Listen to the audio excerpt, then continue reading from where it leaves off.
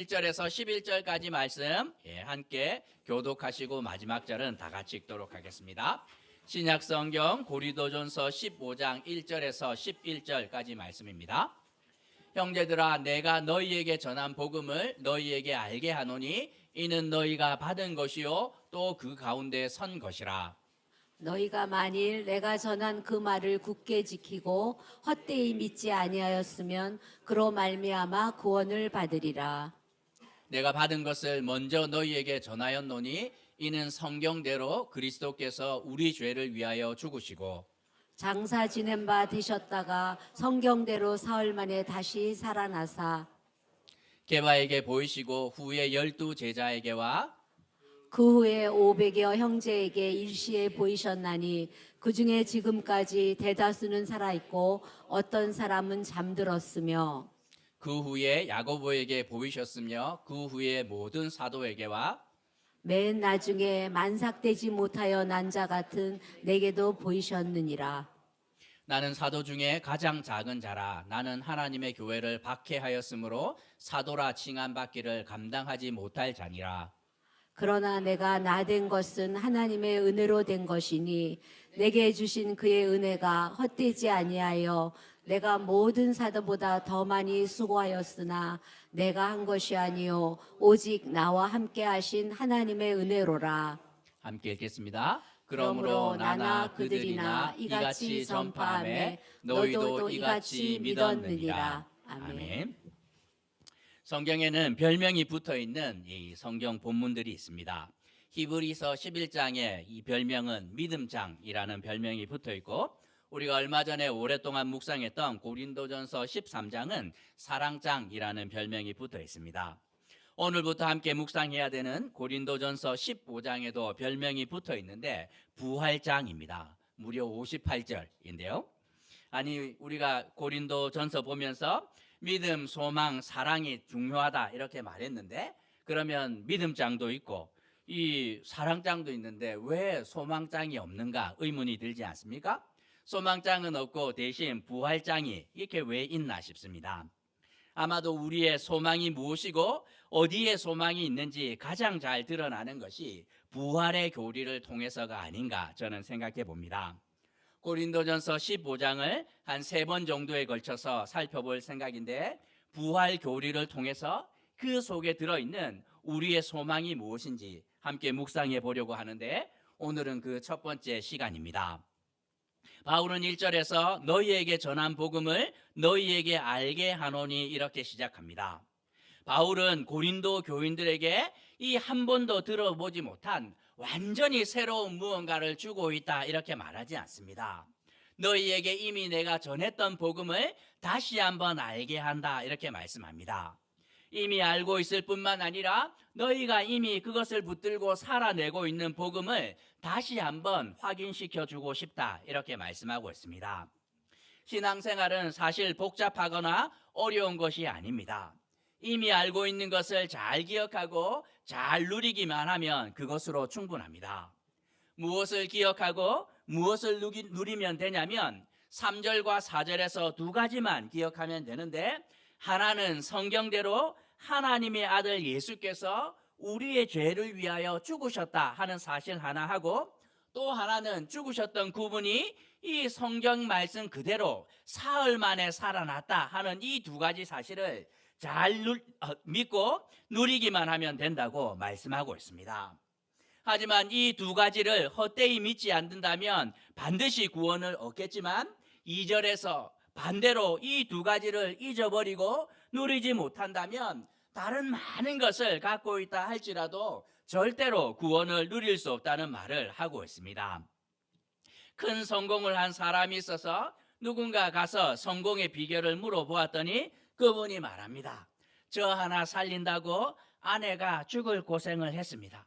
건물 청소에 식당 설거지에 안 한 것이 없어요. 저의 성공은 그 수고와 헌신 위에 있음을 저는 잊지 않고 있습니다. 이렇게 말해요. 부부 생활 뭐가 그래 어렵습니까? 복잡한 거 별로 없습니다.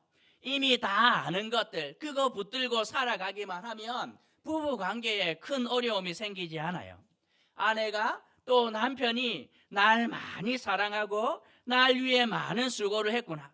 그래서 내가 늘 감사하며 살아야 되겠다. 이것만 알아도 부부 관계 망하지 않습니다. 신앙생활도 복잡한 교리가 있는 것이 아니라 하나님의 아들이 날 위해 죽으셨고 죽으셨던 그분이 부활했다 하는 이 두 가지 사실만 잘 기억하고 누리면 그것으로 충분하다고 성경은 말씀하고 있습니다.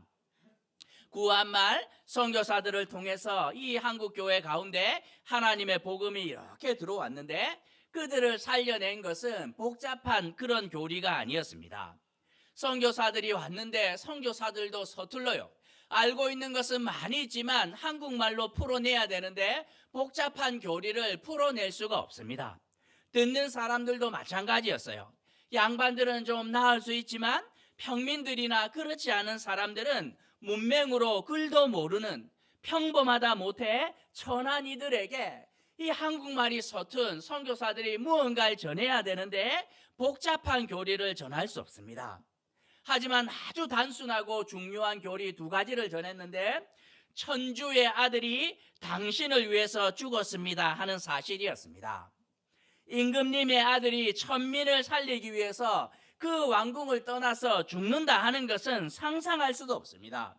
그런데 임금님하고도 비교할 수 없이 더 높이 계시는 그 천주의 아들이 날 위해, 이 천한 날 위해서 죽으셨다 하는 사실이 믿겨지지가 않는 것이지요. 죽으셨던 그분이 그냥 단지 죽은 것으로 끝났으면 마음이 아프고 힘들 텐데 그분이 사망 권세를 깨뜨리시고 3일 만에 부활했다 하는 이 두 가지 가르침이 그들을 살려놓았습니다. 선교사들을 통하여 성경을 배우면서 많은 생각을 하게 되지요. 그냥 양반과 천민과 이 사람들이 다 그냥 태어날 때 씨가 따로 있는 줄 알았는데 창세기를 통해서 하나님의 말씀을 들어보니 똑같은 거예요. 남자도 여자도 그리고 뭐 양반 상놈 할 것 없이 하나님 앞에서 똑같이 존귀한 존재인데 그런데 나는 왜 백정으로 태어났을까? 저 사람은 왜 양반으로 태어났을까? 하나님 앞에 와서 새벽 기도하면서 펑펑펑펑 울었습니다. 그런데 노비와 백정을 위해 하나님의 아들이 기꺼이 죽으셨다는 사실을 들으면서 깨달음이 오지요. 죄로 인해 인간들이 계급을 나누며 살아가는데 이 죄의 쓴 뿌리를 뽑아내기 위해서 얼마나 많은 사람들이 수고했습니까? 홍길동도 수고하고 임꺽정도 수고하고 동학운동을 해도 이 죄의 쓴 뿌리가 뽑히지가 않아요. 이거는 사람의 노력으로 해결되지 않음을 누구나 알고 있습니다. 하나님의 아들이 와서 죽어서 그 죽음으로 말미암아 이 죄의 문제를 해결했다 하는데 그 복음이 너무나 놀랍습니다. 뿐만 아니라 하나님의 아들이 죽으셨다가 부활하셨다 이렇게 말씀하는데 자기 혼자만 부활하는 것이 아니라 그 부활의 능력은 그것을 믿는 모든 자들에게 차별 없이 허락된다 하니 그 말씀이 그들의 마음을 요동치게 합니다. 예수를 믿기로 결심을 했는데 변한 것이 하나도 없어요. 내 신분도 그대로고 살림살이도 그대로고 세상도 변한 것이 하나도 없습니다. 하지만 믿음으로 그들은 이미 하나님의 자녀들이 되어 있었습니다. 눈빛이 달라졌고 삶을 대하는 태도가 완전히 달라졌고 하나님 앞에서 그냥 새로운 피조물이 되어 있었어요. 양반 밑에서 그냥 노비가 열심히 일을 하는데 누가 양반인지 분간이 가지 않습니다. 노비임에도 불구하고 하나님 앞에서 자기의 그 존귀함을 발견하자 그 안에 그냥 존엄이 살아나는데 양반 정도 되어야 가질 수 있었던 그 근엄함이 그 노비에게서 발견되는데 양반이 부러울 정도였던 것이지요. 이해할 수는 없지만 하나님께서 그냥 그분이 누구는 양반으로 누구는 천민으로 태어나게 하셨는데 지금은 이해할 수 없지만 다 이유가 있을 것이야. 부활의 그날에 내가 그 이유를 분명하게 알게 될 것이야. 내가 지금 하는 수고 하나도 헛되지 않고 우리 그 부활의 그날에 우리 모두가 하나님 앞에 존귀한 존재로 설 텐데 하면서 아주 단순하지만 단단하고 분명한 이 믿음에 수많은 사람들을 살려내는 은혜가 임하였음을 우리는 기억할 수 있습니다. 바울은 그러면서 이름만 대면 알만한 사람들이 어떻게 살아가고 있는지 그들에게 말씀하고 있습니다. 5절에서 교회의 기둥 같은 역할을 했던 베드로와 12명의 제자들을 소개합니다. 베드로는 12명의 제자들 가운데서 수제자 역할을 감당했고 설교로 한 번에 3,000명, 두 번째 설교에 5,000명이 돌아옵니다. 거기다 12명의 제자들은 어떠합니까? 요한은 베드로와 함께 올라가면서 안진뱅이를 일으켰고 도마는 인도로 가고 야고보는 가장 먼저 순교의 길을 걸어갑니다. 6절에서 초대교회에 있었던 500여 명의 지도자들은 어떠한 사람들입니까? 이 500명이 누구인지 분명하지는 않지만 7 집사님들 보면 스데반은 죽음을 각오했고 빌립은 아무도 가지 않았던 사마리아 땅으로 가서 전도했다가 에디오피아 내시에게 세례를 줍니다. 초대교회 지도자였던 바나바는 자신의 전 재산을 이 구제헌금으로 내어주는 일 하지요. 7절에서 형이 미쳤다고 생각을 했던 예수님의 육신의 동생이었던 야고보는 끝까지 예수를 믿지 않았지만 나중에 어떻게 됩니까? 정말 부활하신 예수님을 만난 다음에 은혜를 경험하고 예루살렘 교회의 종신 감독으로 기둥과 같은 역할을 합니다. 뿐만 아니라 8절과 9절을 보면 교회를 핍박했던 바울이 어떻게 살아가냐면 평생을 선교사로 이방 땅에서 결혼도 하지 않고 살아갔는데 이들 모두의 공통점이 무엇인지 보라 이렇게 말하고 있습니다. 베드로와 12 제자들, 500여 명의 지도자들, 예수님의 동생과 수많은 직분자들이 어떻게 살아가고 있는지 보라 이렇게 말합니다. 그들의 공통점이 무엇이냐면 부활하신 예수님을 만났다는 사실입니다. 부활이라는 뜻은 죽었다가 다시 살아나는 것인데 이들 모두가 분명하게 알고 있습니다. 두 가지를 붙들고 살아갔던 사람인데 예수님께서 우리를 위하여서 죽으셨다는 사실 하나 하고 그 죽으셨던 예수께서 다시 부활하셨다 하는 이 두 가지를 온전히 붙들며 살아갔던 사람들입니다. 로마 사람들은 인간에게 소망을 두었습니다. 인간은 그래도 괜찮은 존재야. 잘 가르치기만 하면 죄를 이겨낼 수 있는 힘이 있어. 이렇게 믿었습니다. 그래서 열심히 가르쳤지만 예수님은 어떻게 합니까? 그렇지 않아. 인간은 죄인인데 이 그냥 가르치는 것을 통해서 인간은 변화하지 않아. 죄의 대가를 지불해야 되고 피 흘리는 것, 누군가 죽지 않으면 그 죄는 뿌리 뽑을 수 없는 거야. 이렇게 말하면서 하나님의 아들이 죽어야만 해결되는 문제임을 알았고 기꺼이 하나님께서 당신의 아들을 세상에 내어주셨다 말씀하고 있습니다. 자녀들을 한번 키워보십시오. 매 들면 해결이 되던가요? 아니면 이렇게 용돈과 당근과 채찍 두 가지 들고 거래도 하고 협박도 하면 잠시 잠깐 무언가 듣는 것처럼 보이지만 그런 방식으로 자녀들이 변하지 않습니다. 언제 변합니까? 부모가 죽기를 각오하는 순간 그들이 변하는 거예요. 이렇게 해서 학원 보내고 과외 선생님 붙이고 해병대 캠프 4주 보낸다고 변할 애가 아님을 아는 거죠. 내가 평생에 이 아이를 위해서 죽기로 각오하지 않고서는 이 영혼이 변화하지 않습니다. 우리가 살아가는 세상을 보면 뭘 해야 더 바뀔 것 같아요? 얼마나 더 가르치면 변할 것 같습니까? 어떤 법과 제도가 이 땅 가운데 들어오면 변할 것 같아요? 그런 방법으로 소망 없는 인간을 바꾸어낼 수 없습니다. 하나님께서 뭐라고 말씀합니까? 그런 방법으로 인간은 바뀌지 않아. 하나님의 아들 예수의 피로 대신 죽지 않고서는 절대로 바뀌지 않아서 당신의 아들을 세상에 내어주었다 이렇게 말씀합니다. 바울은 누구보다도 도덕적으로 완전한 사람이었습니다.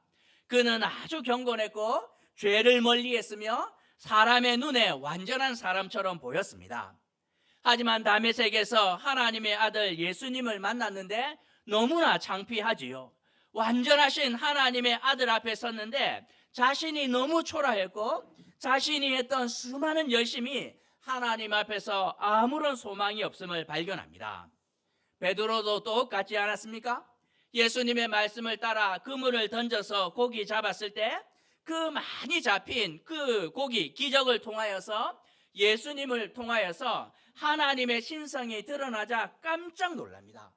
그러면서 예수님 앞에 뭐라고 고백하냐면 주님, 죄인입니다. 저를 떠나십시오 하는 고백이 나타나요. 이런 경험 있습니까? 하나님 앞에서 정말 창피해져 본 경험이 있습니까? 그래도 제가 목사 아닙니까? 신령하지는 못해도 나쁜 목사는 아닌데 목사님 중에서 가까이 가고 싶은 목사님들이 있습니다. 가까이 가면 배울 것들이 참 많은 분들, 가까이 가면 참 사람을 평안하게 하고 기쁘게 하는 목사님들이 있어요. 그러면 그분들은 자주 제가 가까이 갑니다. 연락해서 밥 한번 같이 먹어요 이렇게 하고 교제하는데 교제할 때마다 참 기뻐요. 그런데 가까이 하기 힘든 목사님이 계십니다. 그런 분들은 악해서가 아니라 그분은 너무 신령한 목사이기 때문이에요. 뭐 유튜브가 뭐예요 이런 목사님들 계십니다. 카카오톡 하나도 하지 않고 정말 경건하게 사시는 분들 계세요. 기도와 말씀밖에 모르고 하나님 앞에 온전히 붙들려 있는데 그분들 한번 만나고 오면 다시는 만나고 싶지 않아요.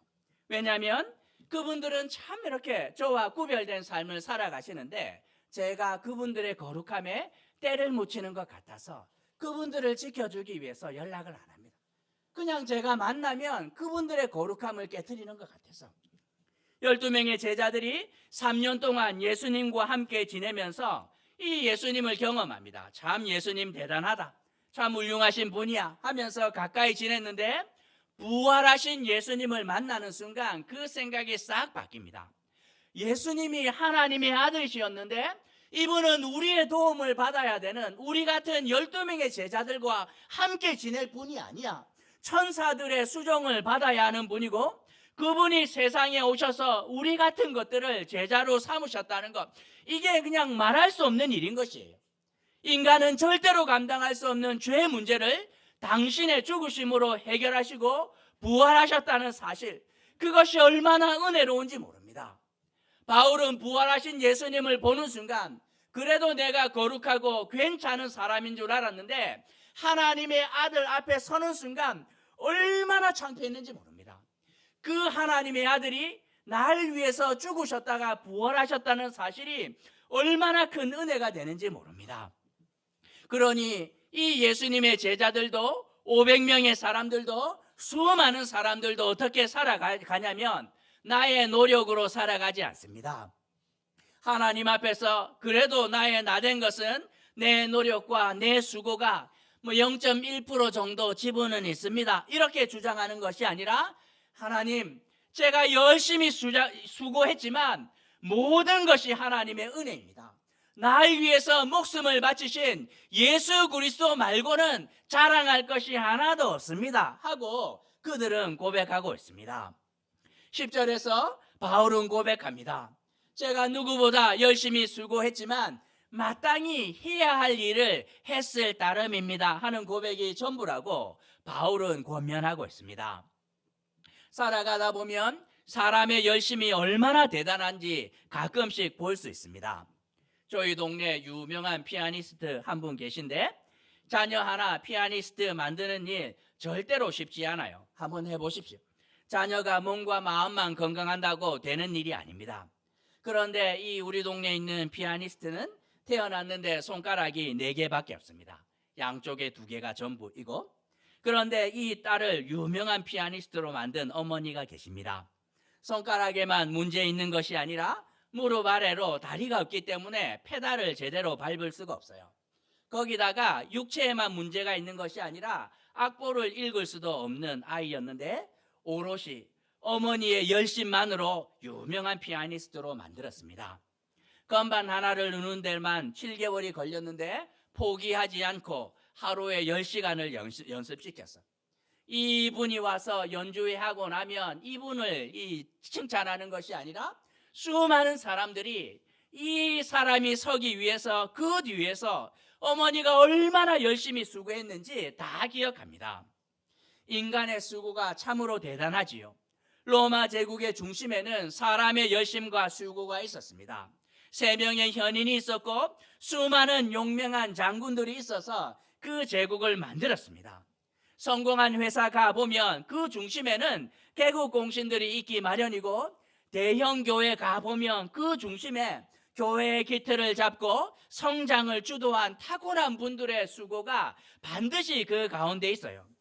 사람의 열심을 제가 무시하는 것이 아니라 사람의 열심이 너무나 귀한 것이지만 바울은 이제 눈에 보입니다. 바울은 누구보다 사람의 열심으로 살아왔지만 하나님의 은혜는 사람의 열심과는 비교할 수도 없는 것임을 깨닫게 됩니다. 인간의 열심과 하나님의 열심, 그분의 은혜는 비교할 수가 없구나. 단 한 사람의 예외도 없이 모든 인생이 오직 하나님의 은혜로 살아가고 있구나. 예수가 흘린 피값으로 인류가 하루하루 살아가고 있구나 하는 깨달음을 바울은 부활하신 예수님을 만난 이후 알게 됩니다. 인간계에서 지혜로 최고봉에 있는 사람이 누구입니까? 솔로몬이지요. 그런 솔로몬이 뭐라고 고백하냐면, 여호와께서 집을 세우지 아니하시면 세우는 자의 수고가 헛되며 여호와께서 성을 지키지 아니하시면 파수꾼의 경성함이 허사로다. 근사하게 말했지만 무슨 말을 하고 있습니까? 세상에서 난다 긴다 해도 내가 한 거 하나도 없고 모든 것이 하나님의 은혜야 라는 고백을 그냥 근사한 시로 표현하고 있는 것이에요. 오늘 말씀을 통해 두 가지만 생각해 보려고 하는데, 먼저는 하나님 앞에서 겸손하라는 것입니다. 교회도 세상도 교만해도 너무 교만합니다. 소견에 오른 대로 생각하고 함부로 말하고 행동하는데 얼마나 교만한지 모릅니다. 전도서 7장에서 지나치게 의인이 되지도 말며 지나치게 지혜자도 되지 말라.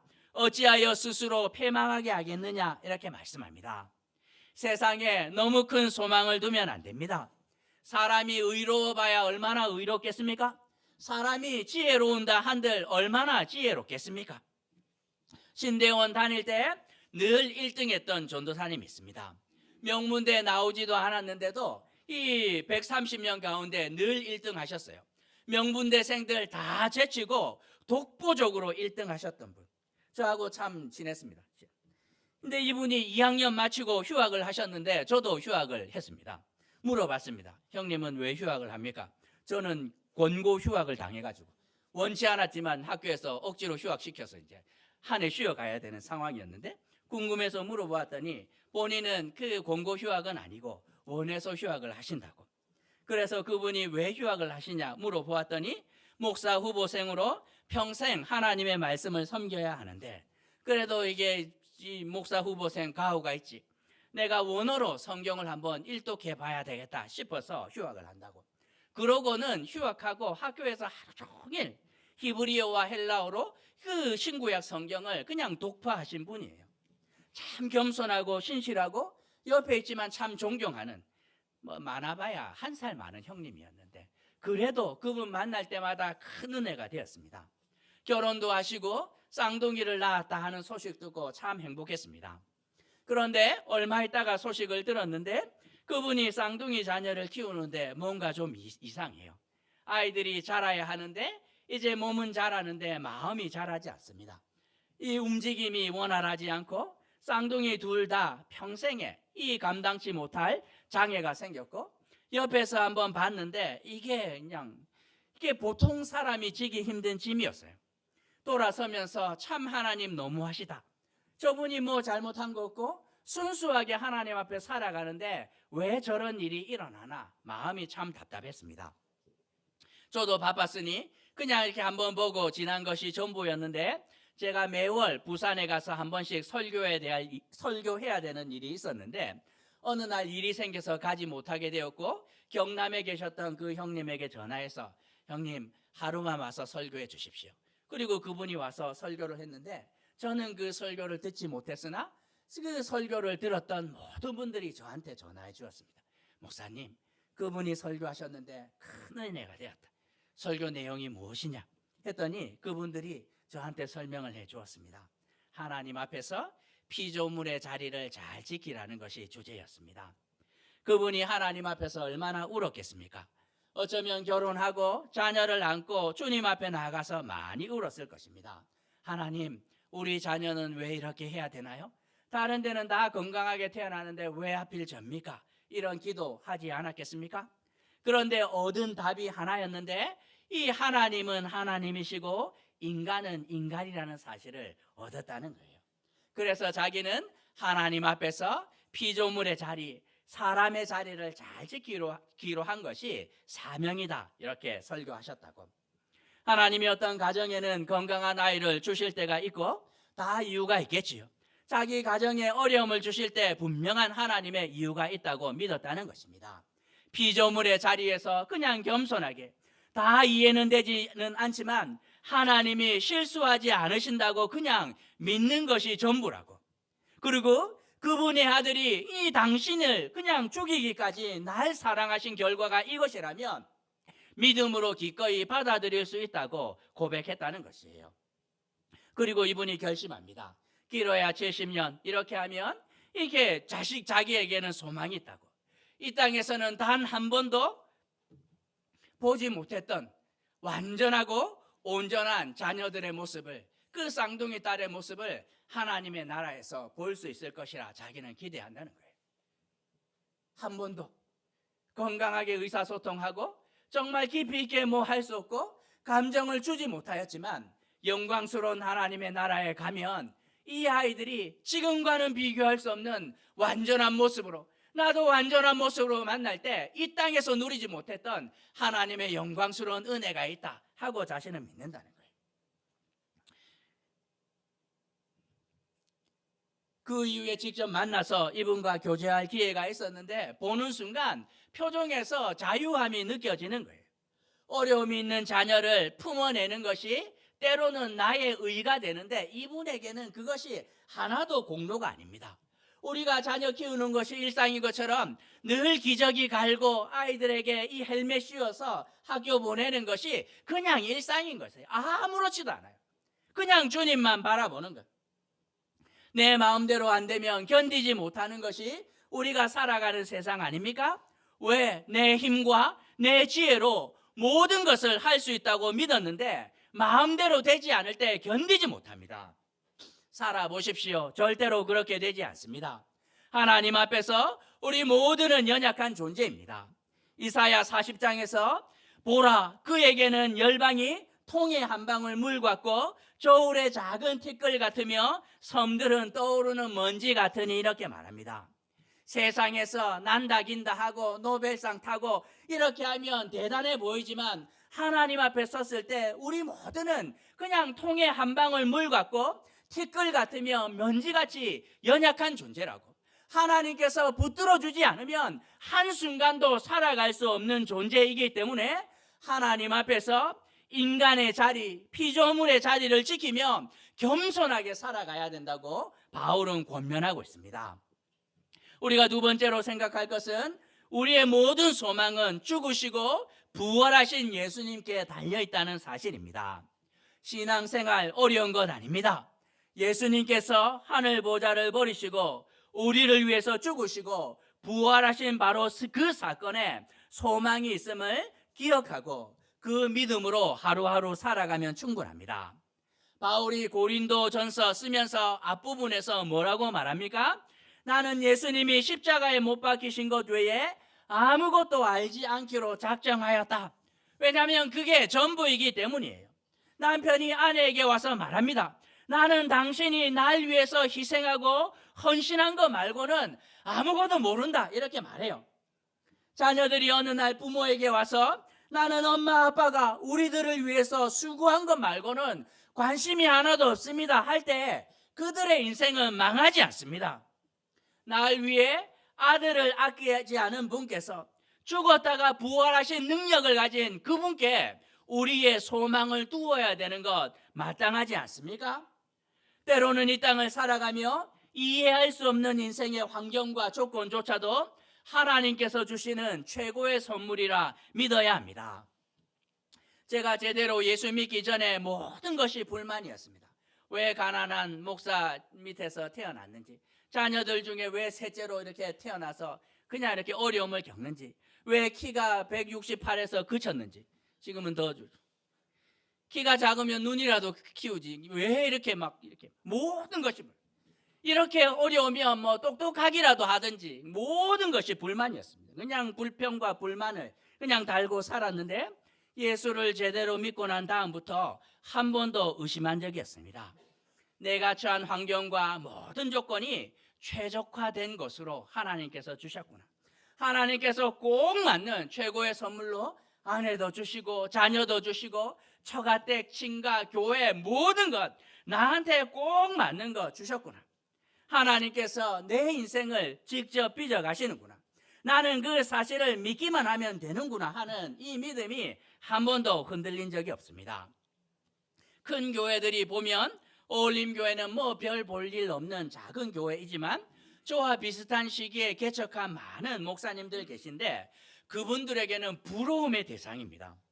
가서 이렇게 제가 이야기했습니다. 다들 개척 상황 나누는데, 저는 서울에서 개척을 했는데 제가 월세 내지 않고 회사에서 이렇게 돈 안 내고 예배 공간 얻었습니다. 이렇게 말하자 사람들이 막 놀라는 거죠. 그게 목사님 가능합니까? 들어갔더니 키보드부터 헌금 바구니까지 회사에 다 있더라. 복사기까지. 할렐루야 이렇게. 그리고 부산 내려갈 때마다 7년을 제가 왔다 갔다 했으니 개척하는 6년 과정을 그분들이 다 지켜보았습니다. 갈 때마다 물어봐요. 1년이 지났는데 교인 몇 명 됐습니까? 6년 정도 되었을 때 가서 물어봅니다. 목사님 개척하셨는데 서울에서 이제 성도가 몇 명입니까? 10가정 돌파했습니다. 화들짝 놀라는 거죠. 그분들이 와서 저한테 말씀했습니다. 목사님 교회는 개척교회 아닙니다. 개척 대형교회입니다. 다들 6년이 지났는데 그냥 가정교회예요. 아내와 자녀와 그냥 장모님 와서 하는데 6년 10년이 지나도 변하지 않는데 보면서 얼마나 부러워했는지. 내려가서 말하기가 부끄럽습니다. 두 교회가 합쳐서 이제 교회 건물이 생겼고 성도가 더 늘어났다, 이 말을 하기가 힘든 거예요.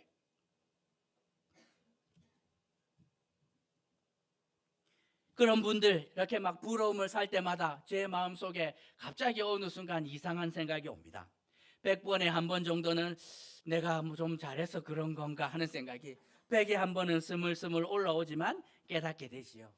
나의 나 되게 한 것은 오직 하나님의 은혜가 전부다. 소망이 나에게 있는 것이 아니라 그냥 하나님께서 불쌍히 여기시고 살려주시니 내가 살아가신 것이구나 하는 확신을 합니다. 우리를 위해서 십자가의 죽음을 마다하지 않는 하나님의 사랑 때문에 우리는 이 일상을 살아갈 수 있습니다. 그러니 우리의 소망을 어디에 두어야 하겠습니까? 죽음을 두려워하지 않을 뿐만 아니라 사망의 권세를 깨뜨리시고 부활하신 능력을 가지신 그 예수님께 우리의 소망을 두어야 한다고 바울은 말씀하고 있습니다. 고린도 교회는 교만한 교회였습니다. 어느 순간 그들의 수고를 통해서 교회 안에 사람들이 늘어나고 재정이 늘어나고 은사도 막 늘어나고 많은 것을 가지는 것 같았는데 바울이 와서 안소리합니다. 그렇게 하면 죽는 거야. 너희의 소망을 너희에게 두지 않고 하나님의 아들 예수께 두지 않는 순간 다 망하는 것이야.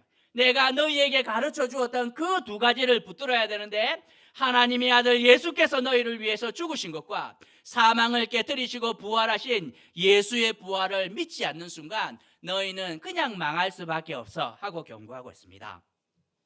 나의 나된 것은 오직 하나님의 은혜입니다. 하나님이 원하시는 형상으로 우리 인생을 빚어주옵소서.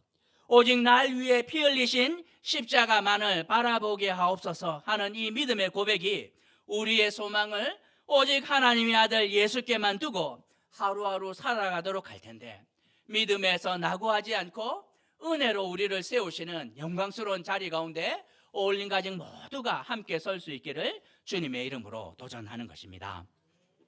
말씀 생각하시면서 함께 좀 기도할까요?